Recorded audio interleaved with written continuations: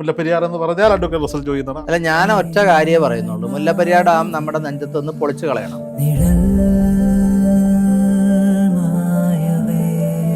മുല്ലപ്പെരിയാർ സമരസമിതി തപ്പാതിൽ ഒരു സമരം നടത്തിയായിരുന്നു. ആ സമരം പൊളിക്കാൻ വേണ്ടി ഒരാളും ഒരു സിദ്ധാന്തം കൊണ്ട് വന്നതാണ് ടണൽ സിദ്ധാന്തം. ആളെയൊക്കെ എനിക്കറിയാം, ആരാണ് ഈ സൂത്രം പ്രയോഗിച്ചതെന്നൊക്കെ എനിക്കറിയാം.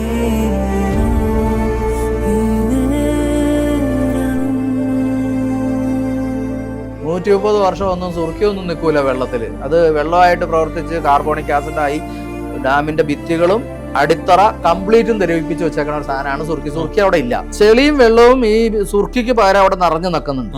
അതിന്റെ ഡൗൺവാർഡ് പ്രഷർ കൊണ്ട് ഡാം നിൽക്കണം.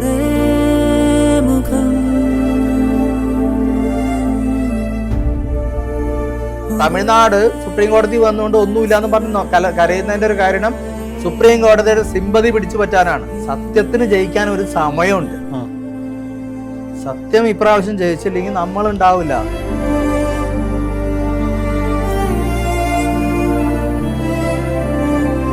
ഈ ഡാം തകർന്നതാ ഒരു പ്രാവശ്യം. ഈ മുല്ലപ്പെരിയാർ പ്രൊട്ടസ്റ്റിൽ അല്ലെങ്കിൽ മുല്ലപ്പെരിയാറിന് വേണ്ടി ശബ്ദം ഉയർത്തുന്ന ഒരുപാട് പേർ കേരളത്തിലുണ്ട്. അതിൽ ഏറ്റവും പ്രമുഖൻ അഡ്വക്കേറ്റ് റസൽ ജോയിയാണ്. ഏറ്റവും മുല്ലപ്പെരിയാർ എന്ന് പറഞ്ഞാൽ അഡ്വക്കേറ്റ് റസൽ ജോയി എന്നാണ്. ആദ്യം മുല്ലപ്പെരിയാറുമായി ബന്ധപ്പെട്ട ഒരു ചർച്ച ആരെ വിളിക്കാമെന്ന് ചോദിച്ചാൽ കഴുത കൊച്ചു കുഞ്ഞും പറയും അഡ്വക്കേറ്റ് റസൽ ജോയിയെ വിളിക്കാമെന്ന് പറയും. പക്ഷേ ഈ മുല്ലപ്പെരിയാർ പൊളിക്കണം അല്ലെങ്കിൽ മുല്ലപ്പെരിയാറിൽ പുതിയ ഡാം വേണം എന്നാവശ്യപ്പെടുന്ന പല ആളുകളും തമ്മിൽ പ്രശ്നങ്ങളാണ്. താങ്കളുടെ പ്രശ്നം വെച്ചാൽ ഡയറക്റ്റ് പ്രശ്നങ്ങളല്ല, താങ്കൾ പറയുന്ന വാദമുഖങ്ങളല്ല വേറൊരാൾ പറയുന്നത്, അയാൾ പറയുന്ന വാദമുഖങ്ങളല്ല മറ്റൊരാൾ പറയും. ഇതൊരു ഒത്തൊരുമ ഉണ്ടാകുന്നില്ല മലയാളികൾക്ക്. അല്ല, ഞാൻ ഒറ്റ കാര്യമേ പറയുന്നുള്ളൂ. മുല്ലപ്പെരിയാർ ഡാം നമ്മുടെ നെഞ്ചത്തൊന്ന് പൊളിച്ചു കളയണം. ബാക്കിയുള്ള ആളുകൾ പറയണ സൊല്യൂഷൻസ് ആണ്. കുഴലിട്ട് വെള്ളം കൊടുക്കാം, 100,000 സൊല്യൂഷൻസ് പറയും. ഞാനിപ്പോ സൊല്യൂഷൻ കക്കി ഡാമിൽ നിന്ന് കൊടുക്കാന്നൊക്കെ പറഞ്ഞ രോഹിത് ചോദിച്ചതുകൊണ്ട് പറഞ്ഞ ഞാൻ സുപ്രീം കോടതിയിലൊന്നും പറഞ്ഞിട്ടൊന്നുമില്ല. സുപ്രീം കോടതിയിൽ ഈ പഴയ ഡാം പഴകി ദ്രവിച്ച് കിടക്കുന്ന ഈ ഡാം എടുത്തു മാറ്റണമെന്ന് മാത്രമേ ഞാൻ പറഞ്ഞുള്ളൂ. ഈ ആളുകളാണ് പറയണേ ഈ മുല്ലപ്പെരിയാർ സമരസമിതി തപ്പാതിൽ ഒരു സമരം നടത്തിയായിരുന്നു. ആ സമരം പൊളിക്കാൻ വേണ്ടി ഒരാളും ഒരു സിദ്ധാന്തം കൊണ്ട് വന്നതാണ് ടണൽ സിദ്ധാന്തം. അവരുടെ ഉദ്ദേശം എന്ന് വെച്ചാൽ കോടതിയും ഒരു ടണൽ സിദ്ധാന്തത്തെ മുന്നോട്ട് വെച്ചിരുന്നില്ലേ? അത് വെറുതെ കള്ളത്തരം പറയുന്നത്. ഈ കോടതിയുടെ ജഡ്ജ്മെന്റില് പ്രിലിമിനറി ഭാഗത്ത് ഇങ്ങനെ ഒരു നിർദ്ദേശം വന്നത് കോടതി അവിടെ തന്നെ പറഞ്ഞിട്ടുണ്ട്. ഇത് നിങ്ങൾ പഠിക്കുക, ഇങ്ങനെ ഒരു നിർദ്ദേശം വന്നിട്ടുണ്ട്. ആര് വന്നു എന്നും കൂടി കോടതി പറയണമായിരുന്നു. അത് മനഃപൂർവ്വം അത് കോടതി പറയാതിരുന്നു. അപ്പൊ ഒരു പ്രധാന വ്യക്തി ആണ് അത് സംഭാവന ചെയ്തതെന്ന് നമ്മൾ മനസ്സിലാക്കിക്കോണം. അല്ലെങ്കിൽ കോടതി പറയും ഇന്നാള് പറഞ്ഞാന്ന് പറയും. ആ ഇന്നാള് പറഞ്ഞതാന്ന് കോടതി പറയാൻ ഒരു വിമുഖത കോടതി കാണിച്ചിട്ടുണ്ട്. എന്തെങ്കിലും ആവട്ടെ, ആളെയൊക്കെ എനിക്കറിയാം, ആരാണ് ഈ സൂത്രം പ്രയോഗിച്ചതെന്നൊക്കെ എനിക്കറിയാം. അപ്പം കോടതി അന്ന് പറഞ്ഞത് ഇങ്ങനെ ഒരു ആശയം വന്നിട്ടുണ്ട്, അത് ഒരു കൊല്ലത്തിനകം ഈ ഗവൺമെന്റ് റെസ്പെക്റ്റീവ് ഗവൺമെന്റ്സ് കേരളവും തമിഴ്നാടും കേന്ദ്ര സർക്കാരും ഒക്കെ, എൻ്റെ കേന്ദ്ര സർക്കാർ അന്നില്ല, കേരളവും തമിഴ്നാടും അതിനെക്കുറിച്ച് കേന്ദ്ര സർക്കാർ ഇല്ലാന്ന് വെച്ചാൽ കേസിലില്ല. അപ്പോൾ ഈ വസ്തുത, ഈ ആശയം 1 വർഷത്തിനുള്ളിൽ പഠിച്ച് അത് സ്വീകരിക്കാൻ പറ്റുന്നതാണെങ്കിൽ സ്വീകരിക്കണം, അല്ലെങ്കിൽ 1 വർഷത്തിനുള്ളിൽ ഇത് ഇല്ല. ഇങ്ങനെ ഒരു നിർദ്ദേശം കോടതി പറഞ്ഞിട്ടുമില്ല, ഒന്നുമില്ല. ആ രീതിയിലാണ് കോടതി പറഞ്ഞത്. 1 വർഷം തമിഴ്നാട് തിരിഞ്ഞു നോക്കിയില്ല. തമിഴ്നാട് തിരിഞ്ഞു നോക്കാതിരിക്കാൻ ഒരുപാട് കാരണങ്ങളുണ്ട്. അതിൽ പ്രധാന കാരണം ജലനിരപ്പ് കുറയ്ക്കാന്നുള്ളതാണ്. ജലനിരപ്പ് അവർക്ക് കുറയ്ക്കാൻ സാധിക്കില്ല. എന്താണെന്നറിയോ? അതായത് ഇത് സുർക്കി കൊണ്ട് പണിത ഒരു ഡാമാണ്. ഈ ഡാമിലെ സുർക്കിയെല്ലാം പോയി. 130 വർഷം ഒന്നും സുർക്കിയൊന്നും നിൽക്കൂല വെള്ളത്തില്. അത് വെള്ളമായിട്ട് പ്രവർത്തിച്ച് കാർബോണിക് ആസിഡായി ഡാമിന്റെ ഭിത്തികളും അടിത്തറ കംപ്ലീറ്റും ദ്രവിപ്പിച്ച് വെച്ചേക്കുന്ന ഒരു സാധനമാണ് സുർക്കി. സുർക്കി അവിടെ ഇല്ല. അവിടെ നിന്ന് സുർക്കി മാറുമ്പോ പിന്നെ എന്താ വരുന്നേ രോഹിത് പറ? ചെളി വരും, വെള്ളവും വരും. അപ്പൊ ചെളിയും വെള്ളവും ഈ സുർക്കിക്ക് പകരം അവിടെ നിറഞ്ഞു നിൽക്കുന്നുണ്ട്. അതിന്റെ ഡൗൺവാർഡ് പ്രഷർ കൊണ്ട് ഡാം നിൽക്കുന്നത്. ജലനിരപ്പ് കുറച്ച് കഴിഞ്ഞാൽ ഡാം വീഴൂലേ? ഡൗൺവാർഡ് പ്രഷർ പോയി കഴിഞ്ഞാൽ അടിത്തറ അങ്ങ് തന്നെ പോകും. അതുകൊണ്ട് അവര് ഒരു പരിധിയിൽ വിട്ട് ജലനിരപ്പ് കുറയ്ക്കാൻ അവർ തയ്യാറാവില്ല. പിന്നെ ടണല് കടലിന്റെ അടിയിൽ കൂടെ ടണല് പോകുന്നുണ്ട്. അതിന്റെ ഒരറ്റം കരയിലായിരിക്കും. ഇവരെങ്ങനെ വെള്ളത്തിൽ കൊണ്ടുപോയി ടണൽ ഉണ്ടാക്കണത്? പിന്നെ ഇവരുടെ ധാരണ എന്താന്ന് വെച്ചാൽ മുല്ലപ്പെരിയാർ റിസർവോയർ ഏരിയ എന്ന് പറയണത് ഇങ്ങനെ ഫ്ലാറ്റ് ആണെന്നാണ്. അവിടെ കുന്നും മലയാണ്. ഇനിയിപ്പോ എങ്ങനെയെങ്കിലും വെള്ളത്തിൽ ടണൽ ഉണ്ടാക്കിയെന്ന് വിചാരിക്കാം. ഒരു ടണൽ ഒരു കുഴിയിലെ വെള്ളം കൊണ്ടുപോകും, ബാക്കിയുള്ള കുഴികളുടെ വെള്ളം അവിടെ തന്നെ നടക്കും. മനസ്സിലായോ? ഇതിലും എളുപ്പമല്ലേ ചൈനയിൽ നിന്ന് ഒരു 10,000 ഹോഴ്സ് പവർ ഉണ്ടാക്കാനും മോട്ടോർ മേടിച്ചുകൊണ്ടൊന്ന് തമിഴ്നാട്ടിലേക്ക് വെള്ളം അടിച്ചു കൊടുക്കല് ഈ പണി വല്ലതും വേണം.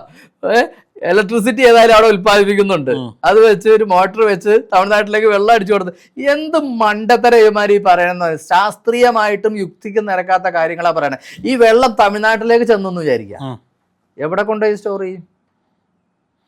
വലിയ കുഴി കുഴിക്കണം, അല്ലാണ്ട് ഇങ്ങനെ മുകളിലോട്ടൊന്നും കെട്ടി പൊക്കി ടാങ്ക് ഉണ്ടാക്കാൻ പറ്റില്ല. വലിയ കുഴി കുഴിക്കണം.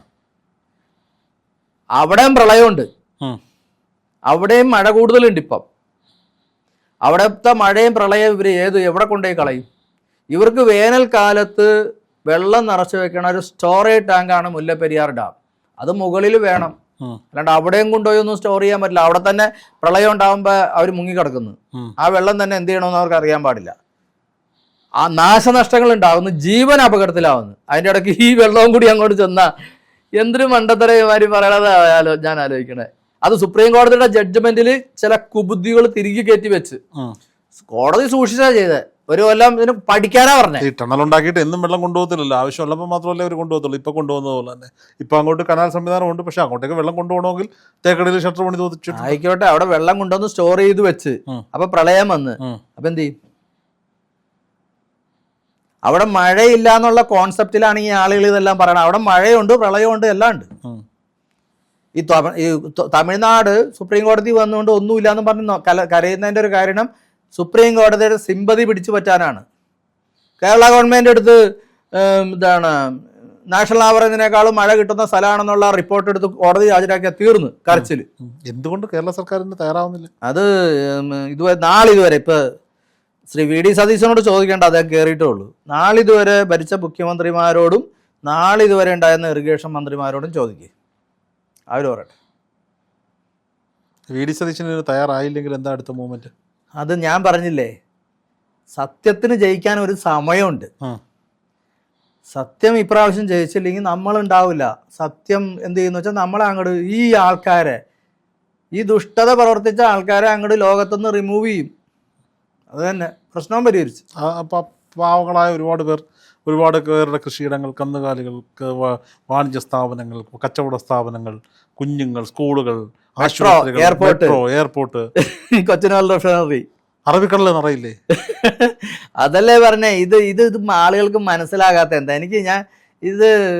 എനിക്ക് മനസ്സിലാകുന്നില്ല. ഈ കേരളത്തിലെ ജനങ്ങൾക്ക് ഇതൊന്നും മനസ്സിലാവാത്തതിന്റെ കാരണം എന്താണ്? അറബിക്കടലോ, നമ്മുടെ ഈ അടുത്തിടെ ഒരു ഡാം തകർന്ന്, ലിബിയയിലെ ഡെർണയില് 3 TMC വെള്ളമുള്ള ഒരു ഡാം. ഈ മുല്ലപ്പെരിയാർ ഡാമിൽ 15 TMC ഉണ്ട്, ഇടുക്കിയിൽ 70 ഉണ്ട്, ഭൂത്താങ്കട്ട്, ലോവർ പെരിയാറൊക്കെ വേറെ ഉണ്ട്. മൊത്തം 120 TMC വെള്ളമായിട്ടാണ് നമ്മുടെ തലയ്ക്ക് മുകളിലുള്ളത്.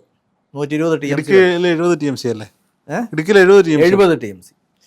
അപ്പം ഒന്ന് ആലോചിച്ചേ, 3 TMC വെള്ളം, അതും കൊണ്ട് ലിബിയയിലെ ഒരു ഡാം കടലിലേക്ക് പോയി. ഒരു നഗരത്തെയും വഹിച്ചുകൊണ്ടാ പോയേ. അവിടെ ചെന്ന് കഴിഞ്ഞ് കടൽ ഒരു സുനാമി പോലെ തിരിച്ചു വന്ന് ആ നഗരം മൊത്തം നക്കി തുടച്ചോണ്ട്. ഇത് നമ്മൾ കണ്ടതല്ലേ. എന്നിട്ട് ഈ ആ നാട്ടിലെ ആളുകൾക്ക് ഇത് മനസ്സിലാവില്ലാക്കി എന്ത് ചെയ്യും? ഈ 15, 70, 85 TMC വെള്ളം അത് മുല്ലപ്പെരിയാറിലും ഇടുക്കിയിലും മാത്രം. അതിന്റെ താഴെ ലോവർ പെരിയാറുണ്ട്, ഭൂതത്താങ്കെട്ടുണ്ട്, പിന്നെ ഏതാണ്ട് ഡാം ഉണ്ട്. അത് കൂടാതെ അതൊക്കെ ഡയറക്റ്റ് ലൈനിലാണ്. ഇൻഡയറക്റ്റ് ആയിട്ട് ഇതിന്റെ അടിയിൽ 14ഓളം ഡാംസ് ഉണ്ട്. വെള്ളം എവിടെയൊക്കെ പൊട്ടി ഒഴുകുന്നു. ഇപ്പം നമുക്ക് പറയാൻ പറ്റുമോ വെള്ളം എവിടേക്കൊക്കെ പോകുമെന്ന് പറയാൻ പറ്റുമോ? നമുക്ക് റൂട്ട് മാപ്പ് വരച്ചു കൊടുക്കാൻ പറ്റുമോ? പറ്റത്തില്ല. അതൊന്നും പറ്റൊന്നുമില്ല. ആരെങ്കിലും വരച്ചു കൊടുത്തിട്ട് അവൻ ലോക ഇഡിയറ്റാണ്, അത്രയേ ഉള്ളൂ. ഇതൊന്നും അങ്ങനെ ഇതിന്റെ വ്യാപ്തിയൊന്നും ഏതൊക്കെ ഡയറക്ഷൻ. ഇപ്പം ഈ ഡാം തകർന്നതാ ഒരു പ്രാവശ്യം 1924. അതിനാണ് 99-ലെ വെള്ളപ്പൊക്കം എന്ന് പറഞ്ഞാൽ പാർഷ്യലായിട്ട് തകർന്നതാ. 2 സ്ലൂയിസ് ഗേറ്റുകൾ തകർന്നുപോയി. അന്ന് കേരളം മുഴുവനും മുങ്ങിപ്പോയി. പ്രളയം ഉണ്ടായിരുന്നു, മഴ ഉണ്ടായിരുന്നു, എല്ലാം ഉണ്ടായിരുന്നു. അതിനാണ് ഈ 99-ലെ വെള്ളപ്പൊക്കം എന്ന് പറയുന്നത്. കേരളം മൊത്തം നശിച്ചുപോയി. മൂന്നാർ എന്ന് പറഞ്ഞാൽ മൂന്നാർ എത്ര ഉയരത്തിലാ? അത് ഈ ഡാമിന്റെ ഇമ്പാക്ട് അല്ലെങ്കിൽ മഴയുടെ ഇമ്പാക്ട് ഉണ്ട്. മൂന്നാർ റെയിൽവേ, അന്നത്തെ പഴയ റെയിൽവേ, അതെല്ലാം ഒലിച്ചു പോയില്ലേ? എന്നിട്ട് അത് റിപ്പയർ ചെയ്യാനായിട്ട് 4.58 ലക്ഷം രൂപ ഇന്നത്തെ 250 കോടി. 250 കോടി എന്ന് പറയുന്നത് ഒരു റീകൺസ്ട്രക്ഷൻ ആണ്, ഒരു റീകൺസ്ട്രക്ഷൻ എക്സ്പെൻസ് ആയത്. അപ്പൊ അത്ര ഒരു തകർച്ച ഈ ഡാമിന് ഉണ്ടായിട്ടുണ്ട്. ഓക്കെ. ഇനി ഒരു പ്രാവശ്യം കൂടി തകർന്നിട്ട് നമ്മൾ പിന്നെ ആലോചിക്കാൻ തലയുണ്ടായിട്ടുണ്ട്. ഈ മുല്ലപ്പെരിയാർ അല്ലാതെ ബേബി ഡാം തകർന്നാലും എത്രത്തോളം സംഭവിക്കുമോ? ബേബി ഡാം തകർന്നാലും ഒരിടത്തോടെ വെള്ളം ഒഴുകി വരുമ്പോൾ എല്ലാം കൂടി പോരും. ഒരു ഡാം തകരുക എന്ന് പറഞ്ഞാൽ രോഹിത്ത് ഈ ഡാമിന്റെ ഷട്ടർ പൊക്കുന്നിടത്ത് പോയി നട്ടുണ്ടോ? അന്ന് ആ ഇവിടത്തെ ഇറിഗേഷൻ ചീഫ് എഞ്ചിനീയറെ വിളിച്ചിട്ട് ചെറുതോണിയുടെ ഷട്ടർ എങ്ങാനും പൊക്കാൻ നേരത്തെ എന്നെയും കൂടി ഒന്ന് വിളിക്കണമെന്ന് പറ. അവിടെ ചെന്ന് നോക്ക്, ഭൂമി കുലുങ്ങും. അതായത് 65 സ്ക്വയർ കിലോമീറ്റർ സ്ഥലത്ത് ഇങ്ങനെ വെള്ളം കെട്ടി നിർത്തിയിരിക്കുക. അതൊരു ചെറിയ സുഷിരത്തോടെ പുറത്തേക്ക് വരുമ്പോൾ സംഭവമാണ് ഷട്ടർ പൊക്കാന്ന് പറഞ്ഞാൽ ഭൂമി കുലുങ്ങും. മുല്ലപ്പെരിയാർ 65 24-25 മുല്ലപ്പെരിയാറല്ല ഞാൻ പറഞ്ഞ ഇടുക്കി ചെറുതോണി ഷട്ടറിന്റെ കാര്യം പറഞ്ഞു. ഒരു പ്രാവശ്യം ഷട്ടർ പൊക്കിയിട്ട് ഒരു വലിയ മരം അതിവേഗത്തിൽ പാഞ്ഞു വന്നു. അത് ആ ഷട്ടറിന്റെ ഇടയിൽ കുടുങ്ങിപ്പോയിരുന്നെങ്കിൽ നമുക്ക് ഇവിടെ ചർച്ച നടത്തേണ്ടി വരില്ലായിരുന്നു, തീരുമാനമായേനെ. നമ്മുടെയൊക്കെ ഭാഗ്യത്തിന് അവിടുത്തെ എഞ്ചിനീയേഴ്സിന് ആ മരത്തെ മാറ്റി ഷട്ടർ അടയ്ക്കാൻ സാധിച്ചു. ഈ ഷട്ടർ എല്ലാ കൊല്ലവും പൊക്കവും താത്തവും ചെയ്യണമെന്നാ, ഇവരെ ചെയ്യുന്നുമില്ല. അവസാനം പൊക്കാൻ നോക്കി ചിലപ്പോൾ പൊങ്ങൂല, ഗ്രീസ് ഉണ്ടാവില്ല, ഓയിൽ ഉണ്ടാവില്ല, ഒന്നും ഉണ്ടാവില്ല. എല്ലാ ഡാമിലും ഷട്ടർ ഉയർത്തുകയും താഴ്ത്തുകയും ചെയ്യണം എല്ലാ വർഷവും. ഡാം ക്ലീൻ ചെയ്യണമെന്നാ, സിൽട്ട് ചെളി എടുത്ത് മാറ്റണമെന്നൊക്കെയാണ്.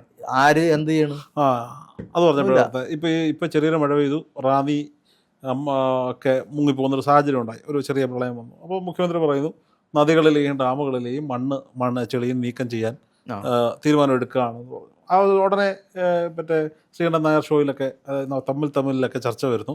ഈ ചെളി എടുത്താൽ കലക്കവെള്ളം വരും, കലക്കവെള്ളം വന്നാൽ കൊച്ചിയിൽ വെള്ളം കുടിക്കാൻ കിട്ടില്ല എന്ന തരത്തിലൊക്കെ CR നീലകണ്ഠൻ സാറിനെ പോലൊക്കെ ഉള്ളവരൊക്കെ ഇത് സംസാരിക്കുന്നത് നമ്മൾ കണ്ടു.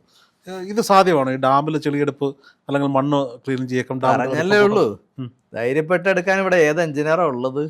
ചെളിയെടുത്താൽ ഏതൊക്കെ ഡാമും കൂടി പോരുമെന്ന് ദൈവത്തിനറിയാം.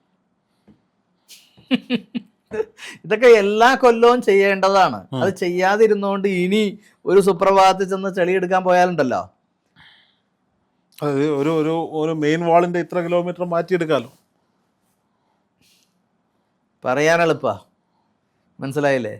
ചെളി മാറ്റുമ്പോഴായിരിക്കണം ചെളി കൊണ്ട് ഉറച്ചിരിക്കുന്ന സ്ഥലങ്ങളൊക്കെ ഇടിഞ്ഞു വീഴാൻ പോകും. മുല്ലപ്പെരിയാറിൽ അതും സാധ്യമാവത്തില്ല. ഷട്ടറിന്റെ ലെവൽ താക്കാൻ കേരള സർക്കാർ ചെളി മാത്രമേ ഉള്ളൂ. അല്ല, അത് താക്കാൻ പറ്റില്ലല്ലോ. താക്കണോ വേണ്ടത് തമിഴ്നാട് തീരുമാനിക്കണ്ടേ? അല്ല, അവിടെ ചെളിയായിട്ട് തൊട്ട് കളിക്കാൻ പറ്റൂല. കാരണം ചെളിയുടെ ഒരു ബലത്തിലാണ് അതവിടെ നിൽക്കുന്നത്. എങ്ങനെയാണ് ഇങ്ങനെയൊക്കെ പറയാൻ പറ്റുക? കോമൺ സെൻസ് അല്ലേ? സുർക്കി പോയി എന്തെങ്കിലും റീപ്ലേസ് ചെയ്യണ്ടേ? ചെളി റീപ്ലേസ് 15 TMC വെള്ളം കെട്ടിക്കിടക്കുന്ന ഒരു ഡാം, ആ ഡാം നിൽക്കുന്നത് ചെളിയുടെ ബലത്തിലാണെന്ന് പറഞ്ഞു കഴിഞ്ഞാൽ ജനം കളിയാക്കത്തല്ലേ ഉള്ളൂ. ജനം കളിയാക്കട്ടെ. കഴിഞ്ഞ വർഷം താങ്കൾ പറഞ്ഞത് ഇത് ചർച്ച വരട്ടെ, ഒടിഞ്ഞതാന്ന് പോയെന്നാ പറഞ്ഞത്. അതുകൊണ്ട് അത് ഞാൻ പറഞ്ഞതല്ല. ഞാൻ പറയണത് ഈ പറഞ്ഞ ഈ എല്ലാ കാര്യങ്ങളും എൻ്റെ ഒരു അഭിപ്രായം അല്ല.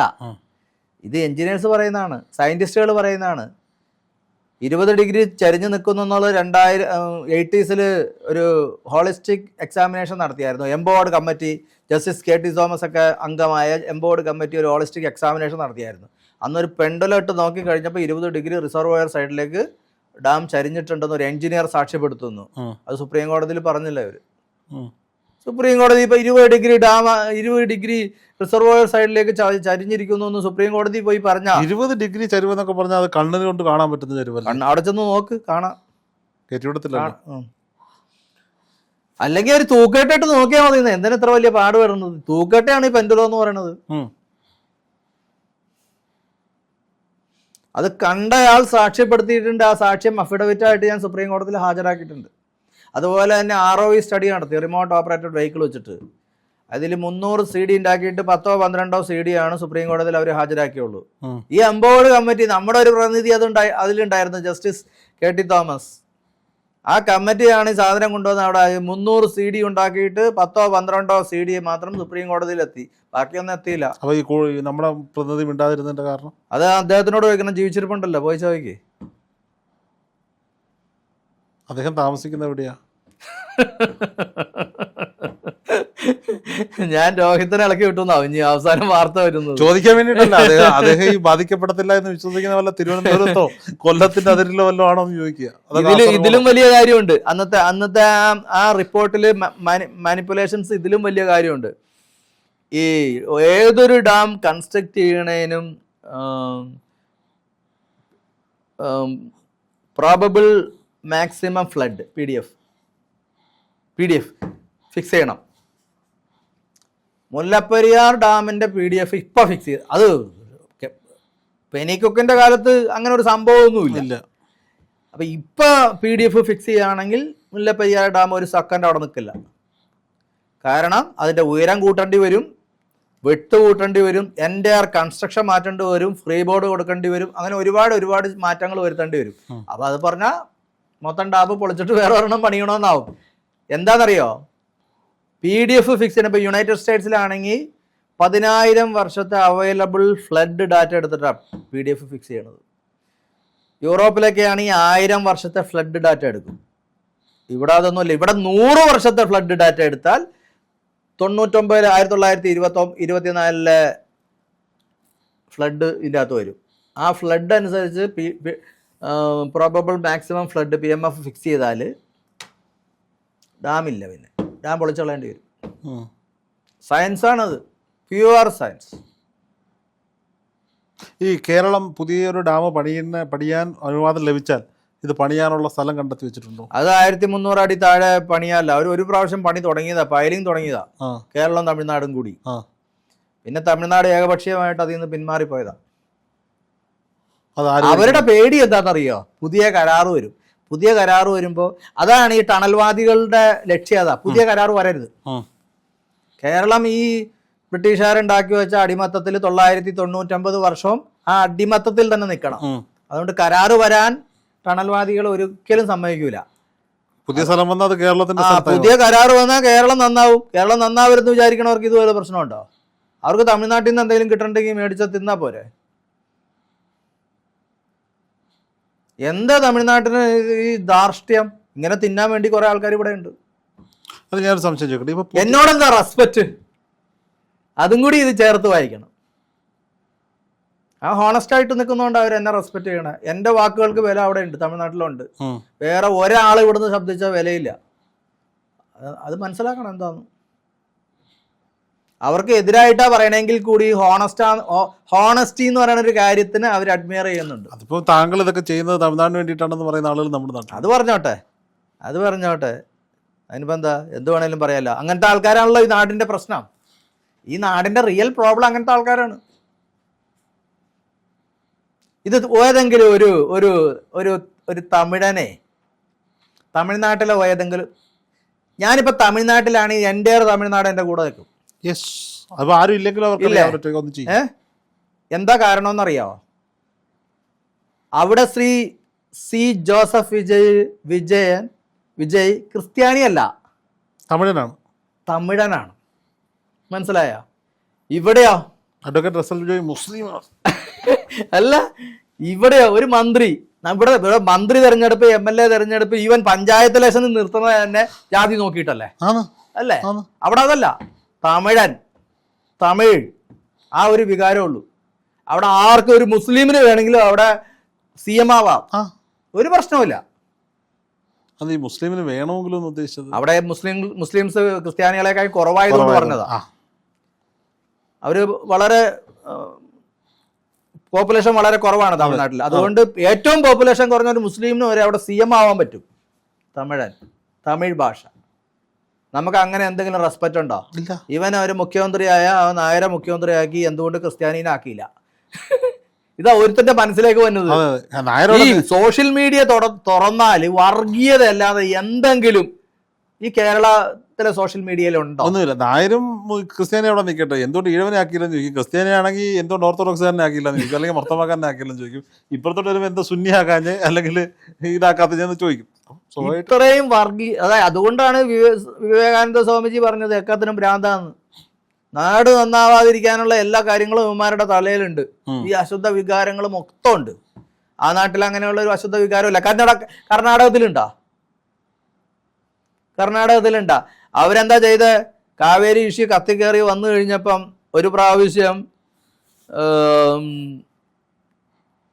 തമിഴ്നാട്ടിലേക്ക് പോകേണ്ട അവരുടെ വണ്ടികളൊന്നും വിട്ടില്ല. അവർ തമിഴ്നാട്ടിലെ വണ്ടികളെല്ലാം അങ്ങോട്ട് കയറിയപ്പോൾ അതിർത്തി ക്ലോസ് ചെയ്തിട്ട് അവർ കത്തിച്ചു കളഞ്ഞു. ആൾക്കാരെയൊക്കെ ഇറക്കി വിട്ടിട്ട് വണ്ടി കത്തിച്ചു കളഞ്ഞു. എന്തൊരു എക്സ്ട്രീമായിട്ട് അവർ ചിന്തിക്കണം. അവരുടെ നാടിന് വേണ്ടി ചെയ്തത് ശരിയാണെന്നൊന്നും എനിക്ക് അഭിപ്രായമില്ല. അങ്ങനെ ചെയ്യാൻ പാടില്ല എന്ന് തന്നെയാണ് എൻ്റെ വിശ്വാസം. ഞാൻ ഒരിക്കലും അതിന് സപ്പോർട്ട് ചെയ്ത് പറയില്ല. പക്ഷെ അവർ എത്ര എക്സ്ട്രീമായിട്ട് അവരുടെ നാടിന് വേണ്ടി നിന്നു.